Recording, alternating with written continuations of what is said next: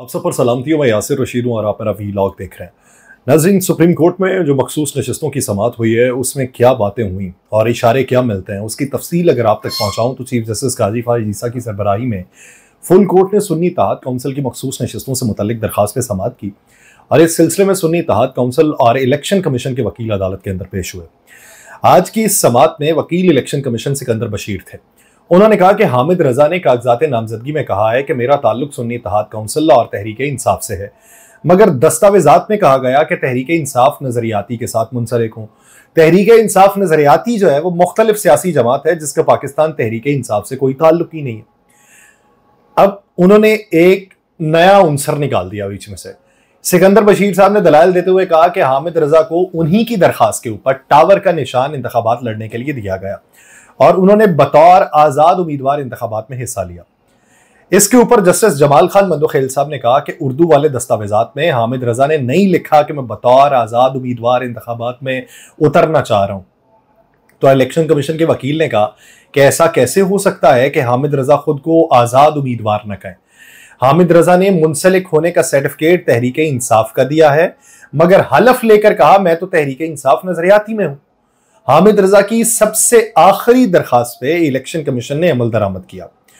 Justice Munib Akhtar साहब ने इस मौके के ऊपर पूछा कि हामिद रजा ने किस सियासी जमात से खुद को मुंसलिक किया, जो रिकॉर्ड है आप वो हमें दिखाएं। जस्टिस जमाल खान मंदोखेल साहब ने यह सवाल किया कि क्या कागजात नामजदगी वापस लेने के बाद कोई उम्मीदवार ये कह सकता है कि फलां पार्टी छोड़कर दूसरी पार्टी का मैं टिकट लेना चाहता हूं। ये एक टेक्निकल सवाल था जो कहा गया कि आखिरी दरखास्त में यह कहा गया था। जस्टिस मुनीब अख्तर साहब ने इस मौके पर कहा कि आपके मुताबिक इलेक्शन कमीशन ने हामिद रजा को टावर का निशान दिया, रिटर्निंग ऑफिसर्स भी तो इलेक्शन कमीशन के ही ऑफिशियल्स हैं।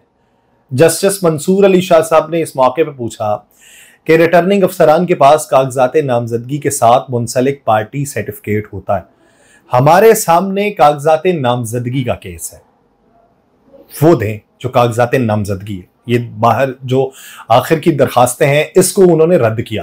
तो चीफ जस्टिस काजी फायज़ ईसा साहब ने कहा कि एक शख्स अगर शादी करना चाहे लेकिन लड़की की भी रजामंदी जरूरी है ना। जिस पार्टी से इंतखाबात लड़ने हैं उसी पार्टी से मुंसलिक होने का सर्टिफिकेट लगाना जरूरी है ना। सर्टिफिकेट पाकिस्तान तहरीक इंसाफ नजरियाती और डिक्लेरेशन मनसूख पाकिस्तान तहरीक इंसाफ का करें तो कानून क्या कहता है।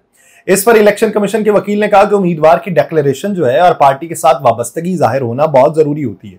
अगर डिक्लेरेशन और सियासी वाबस्तगी मैच ना हो तो फिर आजाद उम्मीदवार होता है और यही आरोज के लिए सबसे आसान रास्ता था। चीफ जस्टिस ने इस मौके पर कहा कि निशान छोड़ें, हमें उम्मीदवार की सियासी वाबस्तगी के बारे में बताएं। क्या आप किसी को इंतखाबात से बाहर कर सकते हैं? सर्टिफिकेट के अंदर तजाद नहीं है। इलेक्शन कमीशन उम्मीदवार की हैसियत तब्दील कर रहा है। जिस पार्टी का सर्टिफिकेट लाया जा रहा है उसी पार्टी के उम्मीदवार को तसव्वुर क्यों नहीं किया जा रहा। जस्टिस याहिया अफरीदी साहब आज बोले, उन्होंने सवाल किया कि क्या ऐसा हुआ कि उम्मीदवार कहे कि मैं एक पार्टी का हूं, सर्टिफिकेट भी दे, लेकिन इलेक्शन कमीशन उसे आजाद उम्मीदवार जाहिर कर दे।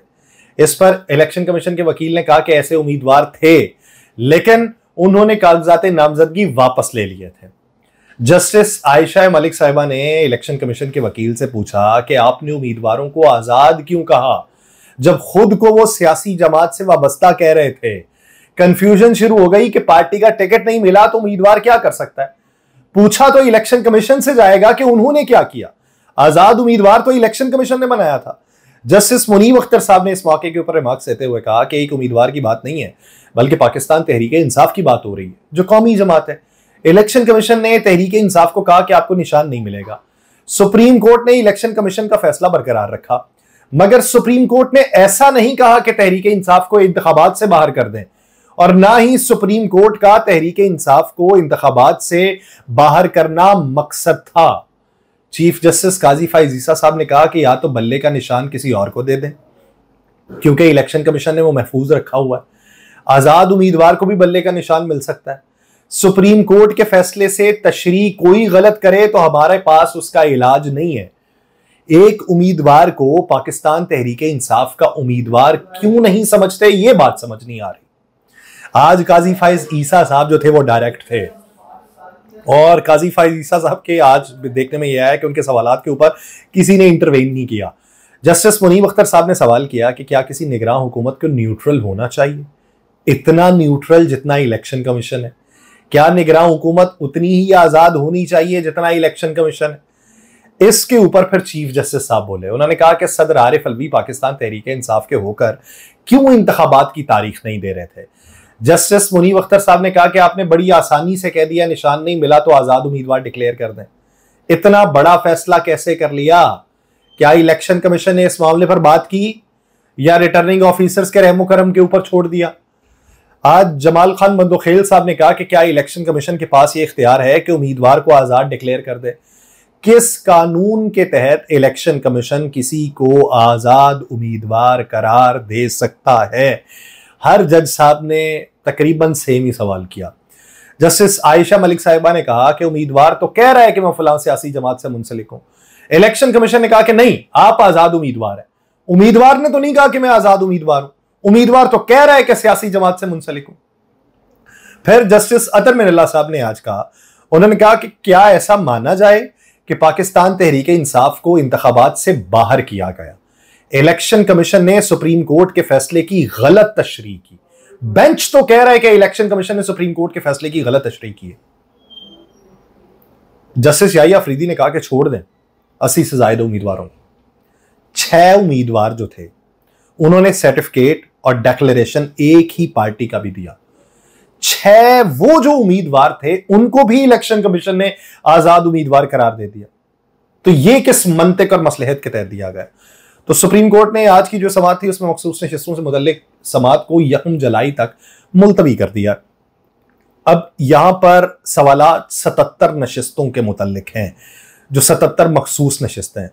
अब इधर में अगर आपको हवाला दूं, एक मेरे पास इंफॉर्मेशन आई बलूचिस्तान अवामी पार्टी के हवाले से, और उसमें जो चीज़ें लिखी गई हैं वो आपके गोश गुजार करना चाहता हूं कि 2018 में जब आम इंतखाबात हुए थे तो उससे पहले मखसूस नशिस्तों की फहरिस्त जो थी वो बलूचिस्तान अवामी पार्टी ने जमा नहीं करवाई थी। बातें बहुत सी हुई इसके ऊपर, लेकिन आपको इस व्लॉग के अंदर एक नोटिफिकेशन भी दिखाया जाएगा कि जो इस ज़मन के अंदर जिसका इजरा हुआ, आप ये देख सकते हैं कि लीगी आज़ाद उम्मीदवार जो थे बीएपी के लोग आज़ाद जीते, और आज़ाद जीतने के बाद उन्होंने बीएपी के अंदर शमूलियत इख्तियार कर ली।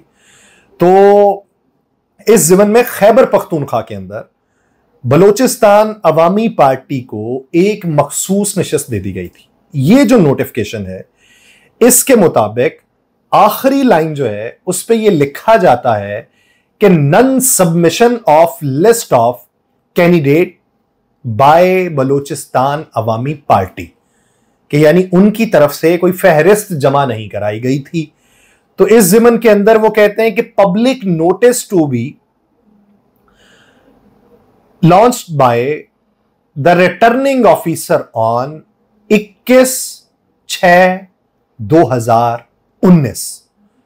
यानी ये लेटर कब जारी होता है?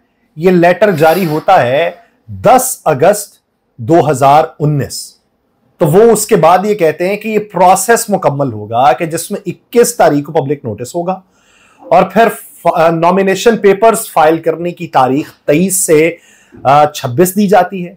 27 को पब्लिकेशन की जाएगी, यानी वो फहरिस्त आवेजा की जाएगी, और फिर उसके बाद अगले महीने की 2 तारीख को वो लिखते हैं कि 2 तारीख को स्क्रूटनी होगी कि कौन से शख्स इसके अहल है या नहीं है। कागजात नामजदगी की जांच पड़ताल करने के बाद स्क्रूटनी होगी, और फिर उसके 4 दिन बाद जो है वो लास्ट डेट होगी फाइल करने की अपील की, कि यानी उसमें अगर किसी को बाहर कर दिया जाता है तो वो अपील फाइल कर सकता है।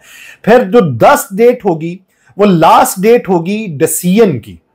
फिर उसके बाद 11 तारीख को होता है कि जो रिवाइज्ड फहरिस्त है उसको आवेजा किया जाएगा, और फिर लास्ट डेट जो विड्रॉल की थी वो 12 तारीख होगी, और फिर उसके बाद जो लिस्ट लगाई जाएगी उन कैंडिडेट्स की वो 13 तारीख की। यानी 19 अगस्त को ये शाया हो रहा है 2019 नोटिफिकेशन 19 अगस्त से लेके 13 सितंबर तक वो मामले को रखते हैं और वो छूट देते हैं कि वो फहरिस्त दोबारा जमा करा ले। अब सवाल ये पैदा होता है कि ये लोग अगर उस पार्टी में चले गए तो पहली बात तो ये कि जब तस्लीम कर लिया इलेक्शन कमीशन ने, पहली तो बात ये थी कि तस्लीम ना करते, अब उन्होंने तस्लीम कर लिया। तो जब तस्लीम कर लिया कि सुन्नी इत्तेहाद काउंसिल पार्लिमानी पार्टी है, आप ना करते आजादी रहने देते तो और मामला था। जब आपने तस्लीम कर लिया तो फिर ये जो ट्रेंड सेट था जो पहले किया गया है 2019 में, इसके ऊपर बात क्यों नहीं हुई? तो इम्कान यह है कि इस सारे मामले में इसका भी कहीं ना कहीं पे तज़किरा होगा, इसको भी हाईलाइट किया जाएगा कि जिसके बाद मामला जो है वो इलेक्शन कमीशन से वजाहत तक तो पहुंचेंगे। तब तक के लिए मुझे दीजिए इजाजत। अल्लाह ने के बाद।